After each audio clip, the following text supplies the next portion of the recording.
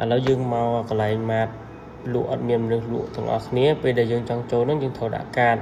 ពេលដាក់កាតរួចគេប្រាប់ថាមួយនឹងយល់គោអ៊ីស៊ីមដាចាំគីម៉ាន់គេដាក់យកជូសេអូអាហ្នឹងយើងអាចបើកទ្វារបានហើយដល់ពេលបើកទ្វារទៅយើងចូលទៅយើងចង់ទិញអីឥឡូវខ្ញុំទិញបានប៉ុណ្នេះឥឡូវយើងគិតលុយ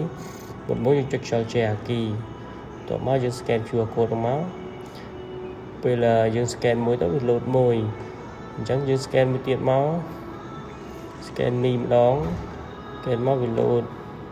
ហើយ scan ទឹកដោះគោដល់ពេលយើង scan អស់ហើយយើងចុច share អាគីបន្ទាប់មកយើងចុច share អាគីមួយទៀតហើយបន្តមកទៀតយើងចុចស៊ីនយ៉ុងកាត់ធ្វើចុចហើយយើងគ្រាន់តែដាក់កាតចូលទៅវានឹងទូទាត់លុយហើយ